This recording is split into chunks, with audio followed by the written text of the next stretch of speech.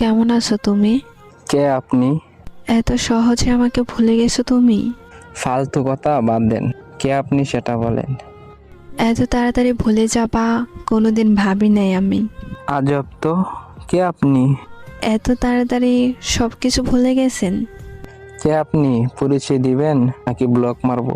এক সময় একটু কথা বলার জন্য কত পাগল ছিলেন, আর এখন ব্লক করার জন্য পাগল হয়ে গেছেন। বাহ! সরি, আপনার কোথাও ভুল হচ্ছে। আমাকে চিনতে পারো নাই? আমি তোমার জান্নাত। কোন জান্নাত? এক সময় তোমার জান ছিলাম, ওই জান্নাত আমি।